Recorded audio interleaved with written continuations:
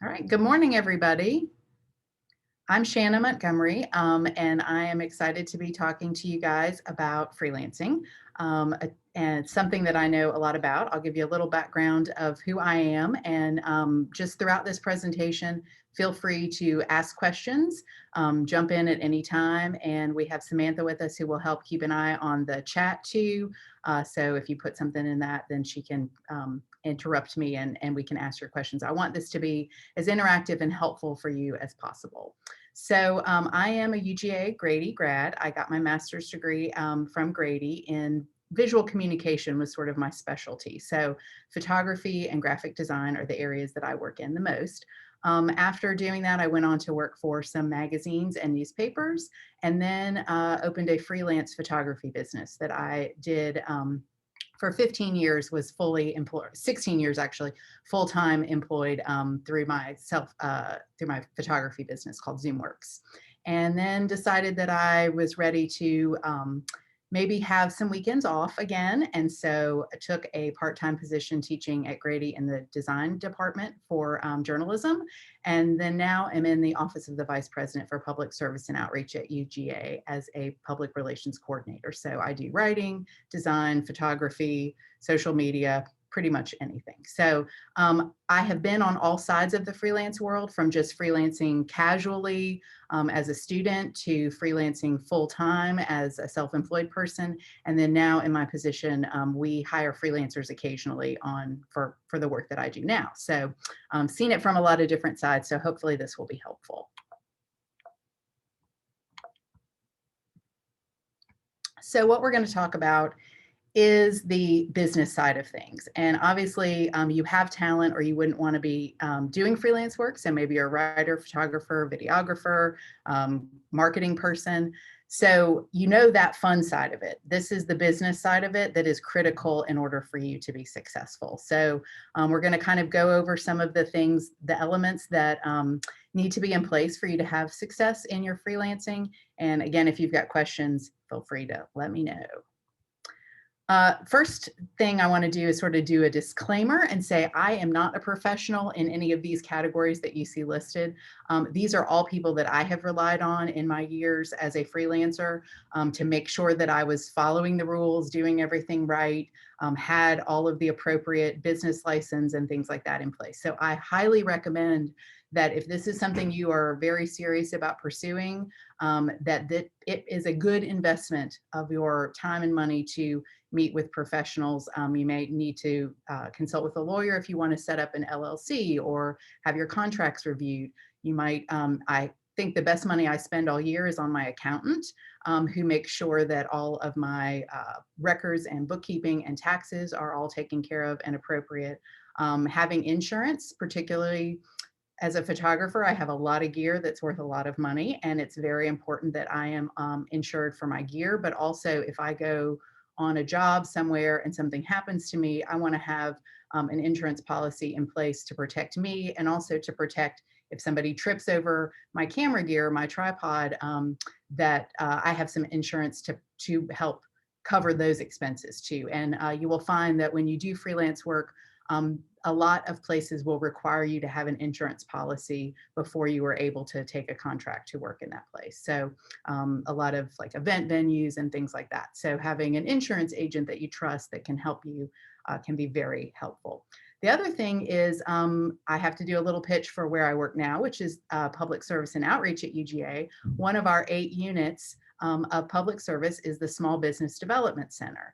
And they help offer free consultation for people in business. And so small business, really, people think it's like a tiny, tiny business. It's anything under 500 employees. So it can range a lot, but they help with business plans. They help secure financing. So if this is something that you want to not just do casually on the side, but you want to pursue a full-time freelance lifestyle, then maybe having a small meeting with a small business development center might be a good idea for you. They've just relocated. They're right on Broad Street right now. So just to share that little bit of information. So the very first thing when you're thinking about freelancing is just making sure, like, am am I doing this in a way that's legally appropriate? And have I crossed all my T's and that sort of thing, checked all the boxes so that when it comes time to say pay my taxes, I have all the appropriate materials for that. So business license, tax certificate, some of those things are necessary. And it really, I can't tell you exactly what you need because it depends a lot on where you're going to be working and where you're living. It varies by state, it varies by local requirements, and it also varies depending on the kind of work that you're doing. So this is where you have to put in your homework a little bit and spend some time to figure out where you fall and what appropriate certificates or business licenses you need. In Clark County, you have a local business license requirement, you have a state tax certification requirement. And so that's just how it works in this particular area. But if you are, that's if you're like a limited liability corporation, an LLC. If you're doing, say, a DBA, if you know, that stands for doing business as, and that's essentially a certificate that says, I want to do business not by Shannah Montgomery, I want to be called ZoomWorks. So you have to have a certificate in order to do that so that you can open a bank account with that name on it, things like that. So again, this is kind of your very first step of what do I need to be legal. The other thing that you need to consider, and we'll talk a little more about taxes, which is a big part of it. The IRS considers a freelancer as a self-employed person. So if you earn money as a freelancer, you will be filing your taxes as a business owner. You are your own business. The upside of that is then you can make deductions for things like that camera equipment I was talking about that you spend, or the new computer that you had to buy in order to manage your contracts and things like that. So you are able to take some additional deductions on your taxes by being self-employed. But because you are not having taxes taken out of your paycheck in the same way that you would if you're working for Chick-fil-A, you have to pay a self-employment tax. So that's an obligation that you are paying that goes towards things like your Social Security tax that would normally come out of a paycheck. So it's, you know, there's pluses and minuses, and again, why having a good accountant is a great first step to really pursue freelance successfully. So let's talk a little bit more about taxes because it's a big deal.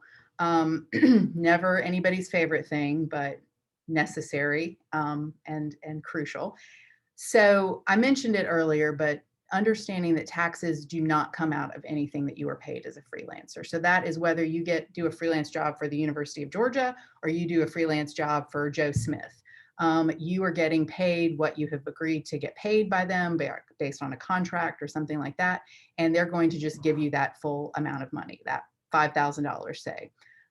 If you were actually working for UGA, you may say, you're not going to get that $5,000. They would take out your taxes and take some money for retirement and pay your Social Security out of that. So what you see is your take-home pay. So what you have to plan for as a freelancer is that those taxes are still going to be owed by you.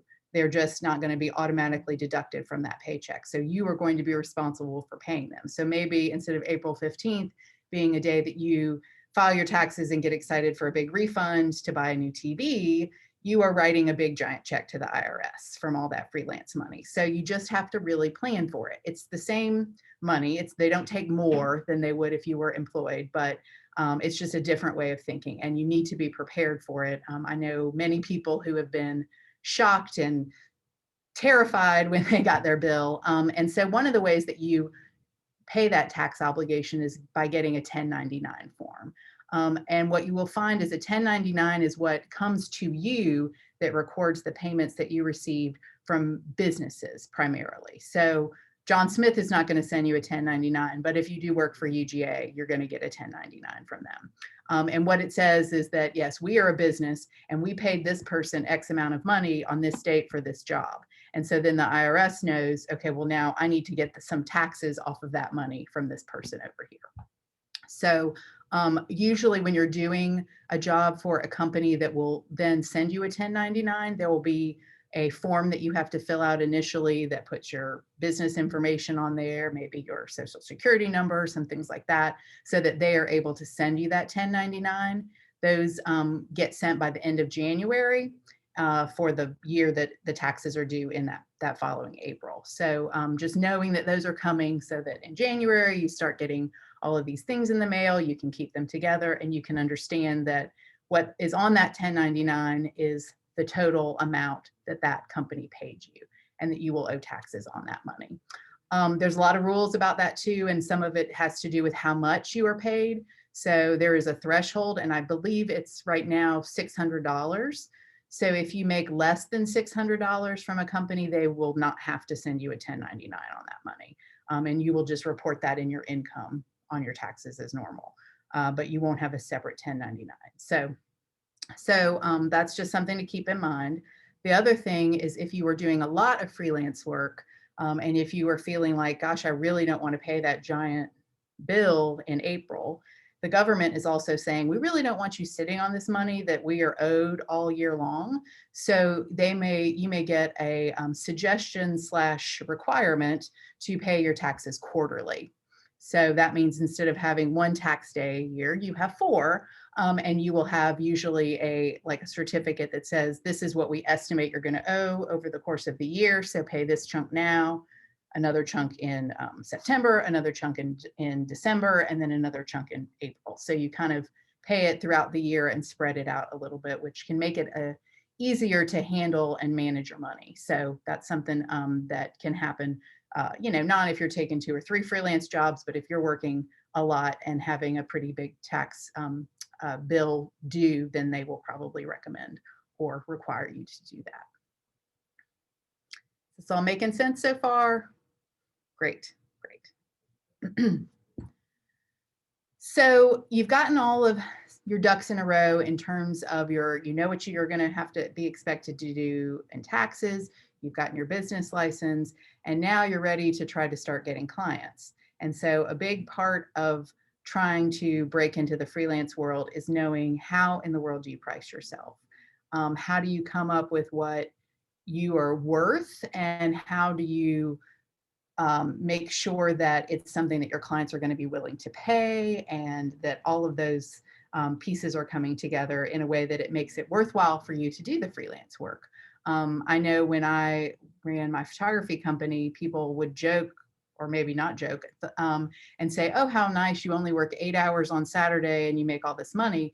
It's never just 8 hours on Saturday. If you are at a job for 8 hours on Saturdays, probably hundreds of hours that have already gone into your training to be prepared to do that job, your meeting with the clients and coming up with the contracts and talking about the plans and things like that, all of the back and forth that happens. And then after the fact, there's editing and retouching and meeting with them again and all that stuff. So, it's never just as straightforward as the time that you are actually spending doing the job. And so that all has to come into play. And there's kind of 2 general rules of thumb of how people price themselves as freelancers. Some people do have an hourly rate that they charge that factors in all of those other things. So it's hourly, but it might not be, it might be based on the hours that you are at a particular event, but the rate might be based on the amount of work that has to go in that's kind of not actually billed for in that time. Or there's project-based pricing, where you say, if you want me to write this story, I will charge you X amount of dollars for this story. And it has really not tied at all to do with whether you write that story in 30 minutes or whether you write that story over 3 weeks, of interviews and research. And you're not tying the time that you're spending to it to the end result.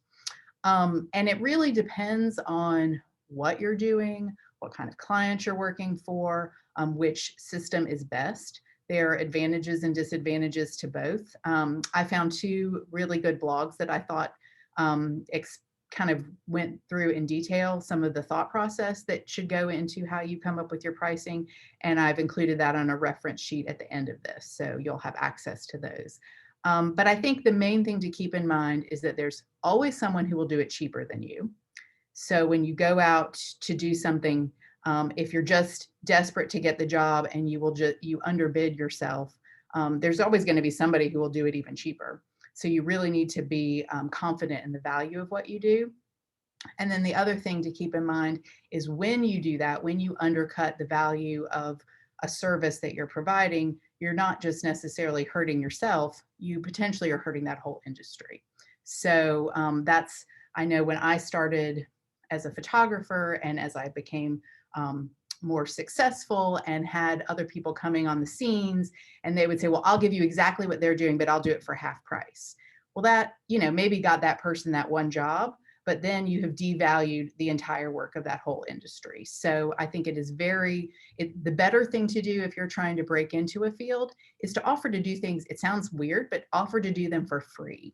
Because by doing them for free or just for like my gas cost or something like that, you can straight up tell people, I'm trying to build my portfolio. I am working to break into this industry and I would like to practice with you and provide you with some material based on your offering to let me do that.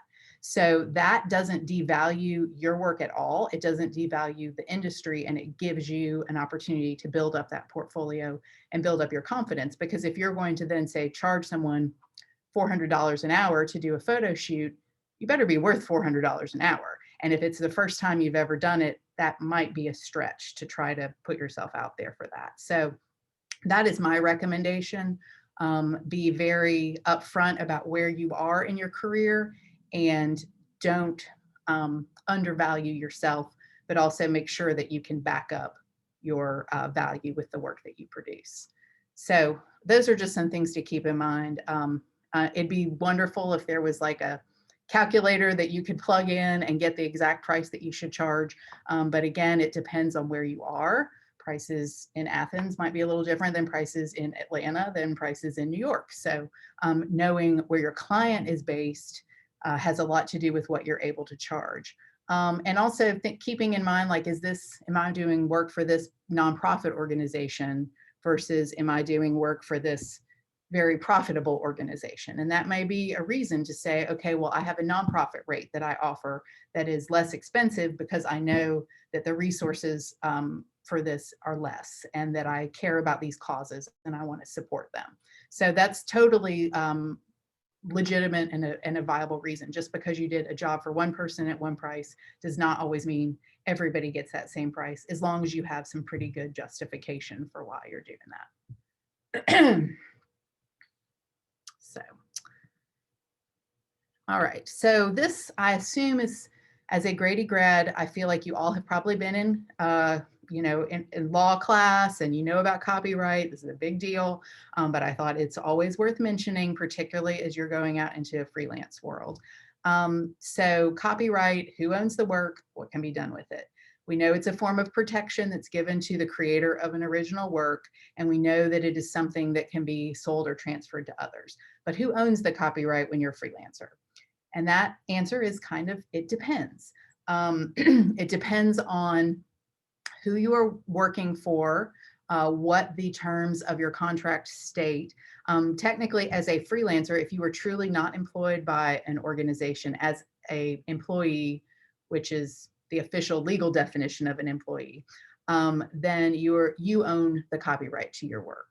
And so then what that can provide you is an opportunity to negotiate while you're coming up with your contract and say, I will come out and I will do this work for you. And I'm using a lot of photography examples because that's what I know the best, but a lot of this holds true in other media as well.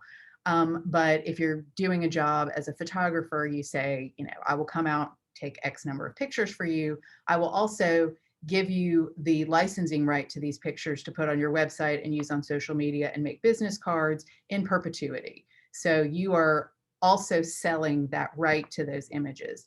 And then there's a matter of negotiating with that person. Well, what if you as the photographer also want to sell that same imagery to a stock agency? Do you have the right to do that? Well, that's something that needs to be discussed ahead of time, because you also are taking pictures presumably on some private property of that person. So they have to also give you the right to then use those as you're going forward, if you wanted to also sell them as a stock situation. The other thing to keep in mind is that I talked a little bit about that designation of employee versus freelancer. It's not just what you decide to call yourself. I mean, there are definitely legal ramifications, gig workers and the gig economy and people wanting to be considered an employee in some respects, but then maybe not in others. So the main rule of thumb is if you do the work that you are doing only for this one particular entity and you don't do it for anybody else, then you pretty much are an employee of that entity. If you do the same work for many different people, then you have a pretty good leg to stand on saying that you are a freelancer and a contract worker. So just keeping that in mind. When I was a freelancer and I did a job for UGA, I owned the copyright outright and negotiated the terms with the university to how to use them. Now that I work full-time for the university, everything that I photograph, the copyright is owned by the University of Georgia. My name is still associated with it. I still can put it in my portfolio, but I don't own the copyright to that anymore because I'm an employee now. So that's something to keep in mind when you're considering taking a job, if that's important to you, and when you're negotiating terms in your contract with someone about the copyright. So the main reason you want to freelance is because you want to get paid for the work that you're doing. So getting paid seems obvious, but it requires work on your end too. And the main things that come about that is having a really good, solid contract and all parties understanding the terms of that contract, and then perhaps sending an invoice or having good, documentation and paperwork so that everybody is on the same page of how much money is due, when is it due, to whom is it paid, all of those things. So when I started out, my contract was about 3 sentences long. The last freelance contract I just put out was about 6 pages. And so what that means is, as I've learned, I've added things to my contract. So as I've encountered a situation and then had some questions with the client back and forth about, well, do I get this or do I get that? I've added it to my contract. And so there's a lot of good resources for contracts out there. Again, if you hire an attorney to review your contract to make sure that everything is on the up and up and clear and could help hold up in court if that happened, is a good idea. But the main thing is about expectations and making sure that you understand the expectations of the client understands the expectations that they have put on you, and that everybody is singing off the same page. Most of the issues come up when there's just lack of clarity. And so if there's any doubts about it, put it in writing and put it in the contract and put everybody's signature on it. That will protect you and help you make sure that if you aren't getting paid, you're able to get paid. If there's a question about, did you deliver what you said you were going to deliver? Well, you have it very clearly in writing what you had promised. And that includes, everything from the length of the story that you're going to deliver to the deadlines, and then again, the terms of payment. Are you getting paid up front? Are you getting paid 30 days after? Are you getting paid upon publication? So all of those things need to be outlined very clearly, so that there's no miscommunication and everybody has very clear expectations. I am a big fan of QuickBooks as a program to help with bookkeeping and accounting and getting paid. You can generate invoices through it. You can keep track of payments. You can, get notification if an invoice is past due and you haven't heard from somebody. So it's not, if you're a creative like me, it's the least favorite thing to do, to sit and type in numbers in QuickBooks, but it really can save you and save you a lot of headaches and make sure that your bank account is where you need it to be. So again, this is a little photo heavy and video heavy, but I did want to mention it. Model releases. So if you have been used to working for the Red and Black and you're a photographer, a videographer, and you're getting hard news stories and you're out there taking pictures of people, a lot of times having captions, getting somebody's name is very important. But at the same time, there's no legal ramifications for you getting a model release for those people or asking them their permission to be in a particular photograph. However, if you want to take those pictures and you want to sell them somewhere for any purpose, whether it's to show up on a greeting card or to be printed in a magazine or to go in an ad, anything that has any sort of business purpose at all associated with it, then you need to have a model release from those people that clearly states they have given you permission to use their likeness and then to sell it. And these are sort of the two general rules that go along with knowing when you need a model release. Could the person in the photograph or video be recognized by anyone? And this means, like, if it's their feet and only their feet, you're probably okay. But if there's any part of their head, face, body, if their body is very recognizable for some reason, then that can be enough to say, yes, you need a model release. So, you know, a crowd from a distance where everybody's super blurry and out of focus and you just can tell that they're humans, okay, you're probably okay. But if there's, it doesn't have to be, you know, anybody in the whole world can recognize them. If their mom could recognize them, that's enough. So just err on the side of being careful with that. And then the other thing is the business purpose. And like I said, advertisement is very broadly defined in terms of the law. So even if it's on your website to sell yourself as a photographer, well, that may cross the line, you know, so just be very careful with that. And better safe than sorry with model releases. So I thought maybe what I would do is, does anybody have any questions at this point now specifically that we hear? Yes. Okay. So this is like kind of going back towards the beginning about the people that you should like ask for reference, like lawyers, accountants, and bookkeepers Mm-hmm. and whatnot. So how do you go about finding those people to talk to and consult? A lot of it, the way that I have found most people that have helped me professionally has been through word of mouth. So finding someone else who's in the same industry that I want to go in or work in and say, who do you use as your insurance agent or who's your accountant? And so that's, if you have an opportunity to just ask for personal references, that's always a great place to start, because then you can also get a sense of, like, is this person easy to work with? And you can, you know, ask those kind of questions. The other thing is there are some professional organizations associated with, you know, whether it's photographers or writers, there might be some professional organizations that you could find that would have some references for people that work in that industry specifically. You also can, I mean, you know, good old searching is always a great place to just start and scratch the surface. And a lot of it is just reaching out and saying, hey, have you ever, you know, worked with a videographer before? When you call an accountant and say, you know, have you worked with videographers? And then they may say, oh yeah, all the time. We know how to set that up. We understand that business. Or they may say, no, we always only work with dentist offices. And so, you know, we could help you, but we may not know your industry that well. And so, you know, I think most of those people want, you know, they want to use their expertise the best way possible. So if they really are unsure of how your particular industry works, then they usually are pretty forthcoming about that. So that would be my suggestions, is kind of the 3 ways to go about finding those people. Thank you very much. Mm-hmm. And we got a question in the chat as well. So is there a percentage that freelancers should withhold for taxes?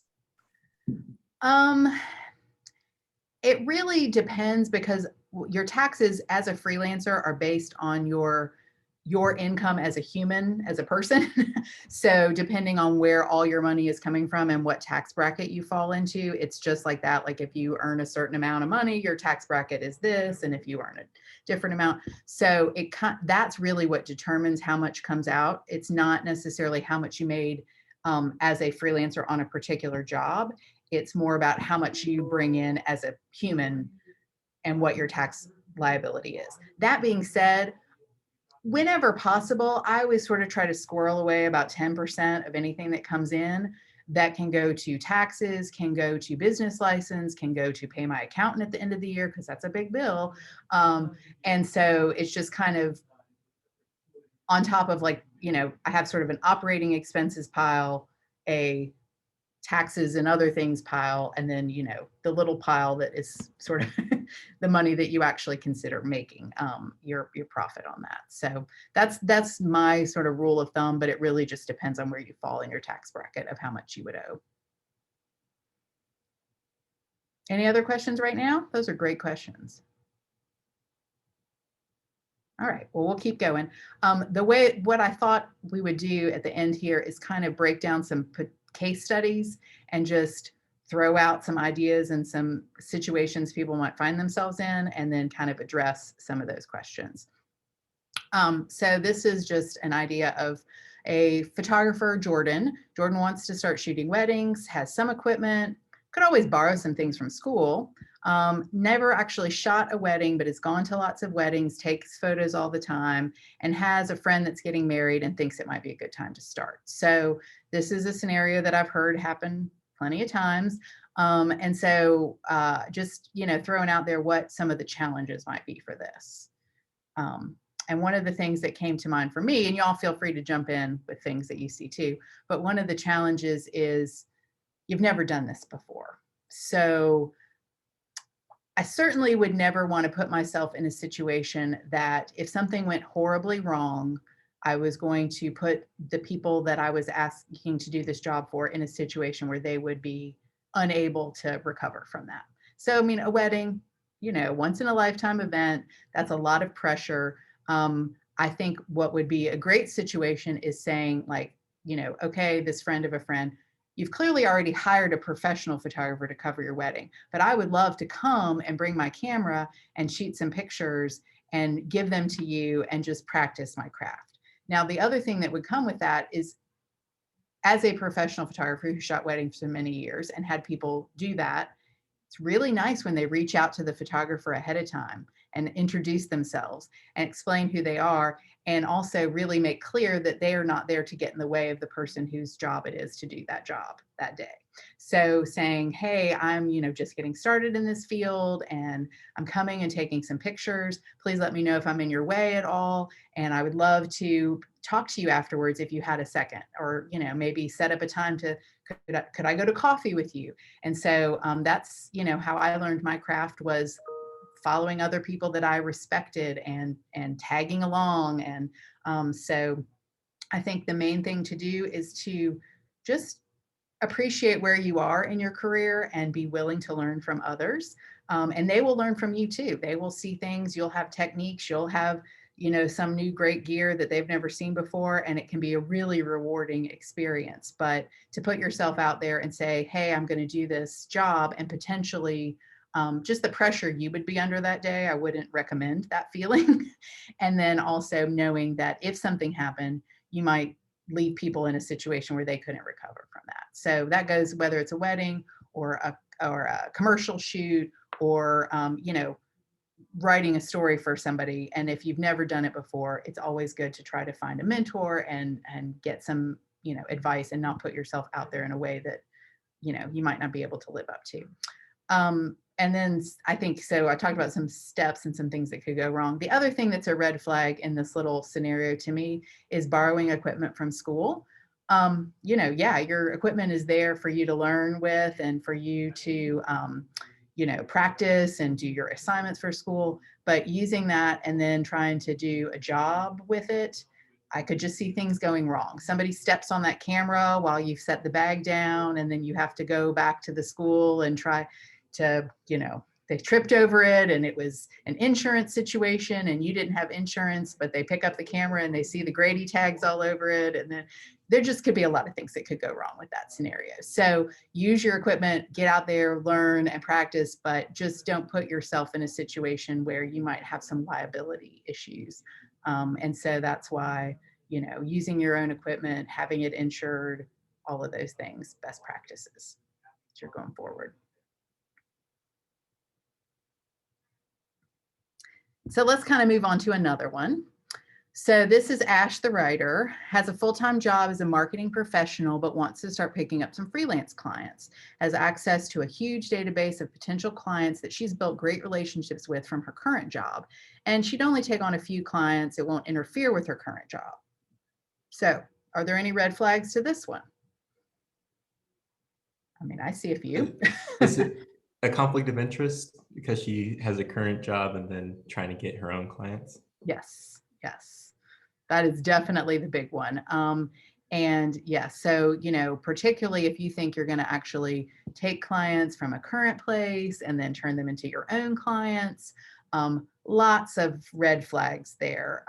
And, the up and up thing to do is to either maybe, not to say that you can't have a job and work in marketing and then have some freelance work, but make sure that it's completely separate from that work. So maybe in her current job, she markets for, I don't know, UGA, let's say, and in her freelance work, she wants to do animal shelter work and she only wants to work for animal shelters. So that's really separate. There wouldn't be a conflict of interest. She's not pulling people from her current work database to try to get them to hire her or something like that. So a big part of it comes from when you mix your freelance work and your, real work, actual work too closely together. I know now that I work at UGA, I still do a lot of freelance work, but it's a lot of like family portraits for people that I know and things like that. So pretty separate from the kind of work that I do here. And so that's just something to keep in mind. Are there other things that strike y'all or questions that come up from thinking about this? Oh, go ahead. Sorry, I was just going to ask, I've got a question about the networking aspect of it. Mhm. So say that she's got clients that are completely outside of the field of her full-time employment, but she has to reach out to media outlets that she ends up talking to for her her full-time employment. How does that work? It's not uncommon. And I think the main thing with all of this is just being very transparent. And, if you happen to have a relationship with a reporter because you've worked with them for one thing and now you're, talking about something completely different and it makes sense that you would still call the person that you know. That's not necessarily inherently wrong or a conflict of interest to do that, to reach out to them. It just would be very important to say, I'm calling as Shannah the individual and talking about my freelance work. I'm not at all representing the University of Georgia in this conversation. So, just making sure that everybody understands that you're not doing it on office hours or from your work phone, making sure that there's as much distinctions as possible. But networking is how life works and that's how things happen. And sometimes you're in a job and you're meeting somebody for one thing and then an opportunity comes up and you find yourself talking to that person for something totally different. So there's not anything necessarily wrong with, making connections and crossing over freelance and professional employment, as long as there's a lot of transparency. I also think that if there's any stretch of a question about something, talking to your current employers about your plan and your objectives and all that, and making sure they're aware of it. Particularly if this is a job you want to make sure that you keep and you don't do anything to sabotage, is a great idea of having that discussion. And, most people, they want you to grow and build. And a lot of times, especially as you're starting out, people know that's not your forever job. Your first job is rarely your forever job. And so you are looking to build skills and contribute, but then also look for opportunities down the road or change, how you do things. And, I think a good example is Creature Comforts Beer that I'm sure everybody's familiar with here in Athens. The guy who owned that and started it, he worked for other beer companies. He learned a lot in that process. He learned what he liked and what he didn't like. He took a lot of notes. He made a lot of plans. And then eventually when he was ready, left that business behind and then launched his business. So, that's just part of growth and development. And I'm sure there's people that he met through working for Anheuser-Busch that he eventually contacted when he worked for Creature Comfort or when he started Creature Comfort. So just, just making sure that you're transparent is the big takeaway. Does that answer your question, Candace? It does. Thank you. Did somebody else have something? Yes. So it was about working a full-time job and also doing freelance. Mhm. How does it look tax-wise? So yeah, that's a great question. So tax-wise, your taxes will come out of your full-time paycheck, just like they normally would. Social Security tax and workers' comp tax and all of those different little things that come out. And so you will have money that's gone to the IRS to cover those. Then when you're actually filing your taxes, you will have, depending on how you've set your freelance up, and again, I am not a tax professional, my accountant puts everything in the right boxes, but what happens is I have a separate tax form that's filled out that has the money that's come from my freelance work. And so then that is formulated, and then a percentage of that freelance money is then owed to the IRS. Now, in the ideal situation, all the money that you're already paying from your regular taxes that come out of your full-time employment might offset anything you owe from your freelance. So you might not be getting a big return, or, you don't get that great refund check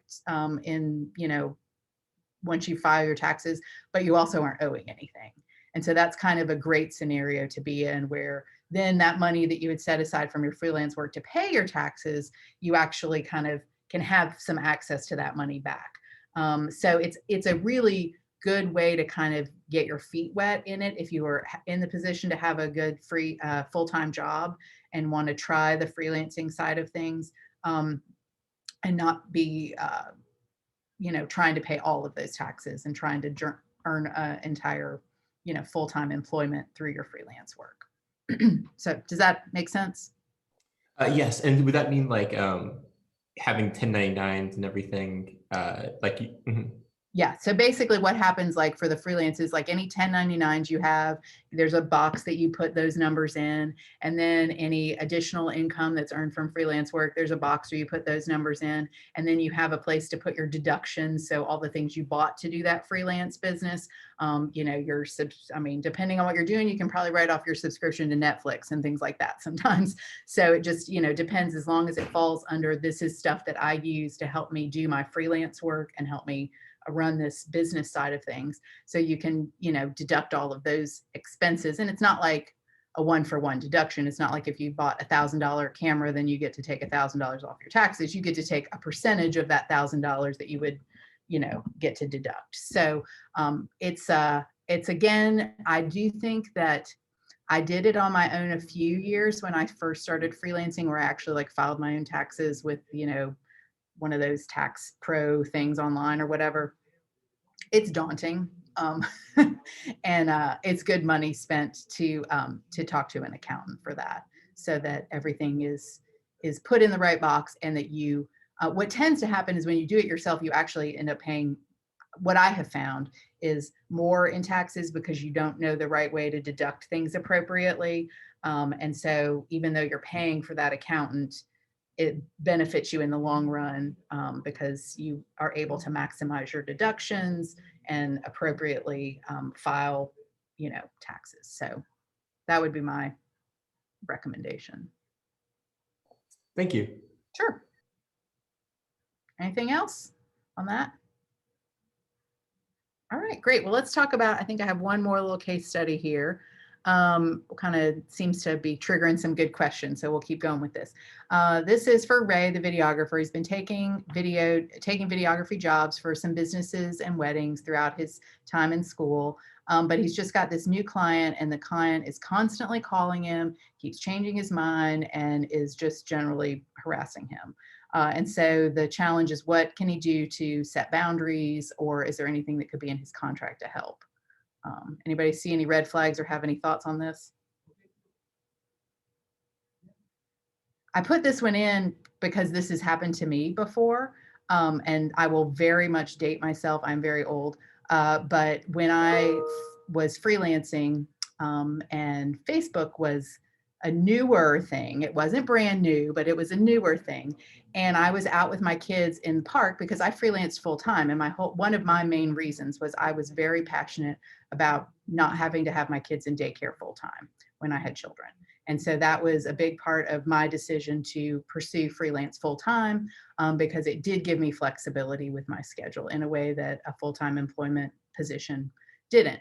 And so, so part of that was like, I wanted to be able to take my kids to the park in the middle of the day. And so I'm at the park, I took some pictures of my kids, I posted it on Facebook, and I had a client write a scathing, horrible response to me about how dare I spend my time with my kids when she had left me an email earlier that morning that I had not responded to yet, and that I had a lot of nerve to do something like that. So that was a big wake-up call for me about setting boundaries.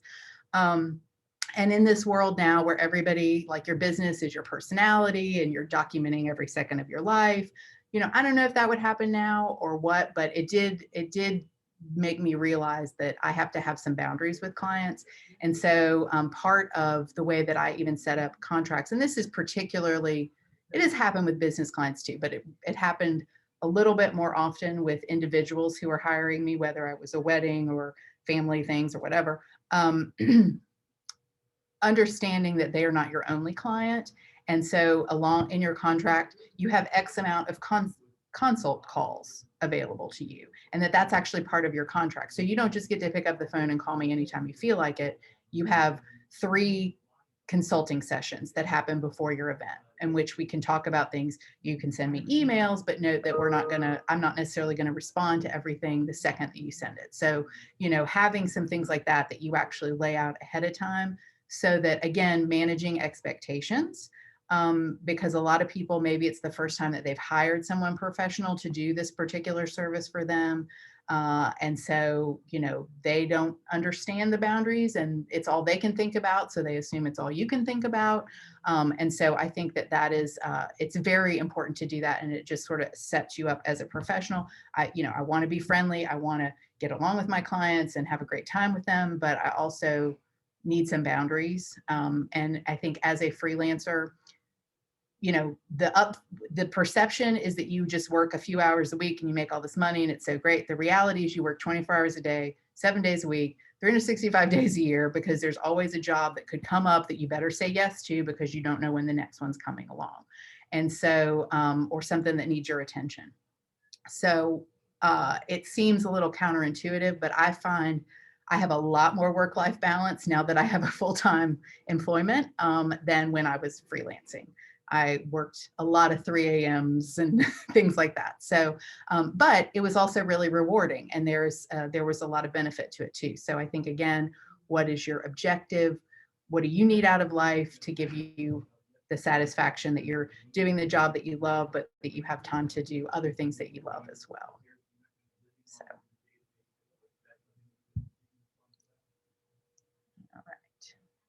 All right, so we're at the end. These are just some of the resources that that I found, and there's a lot more out there.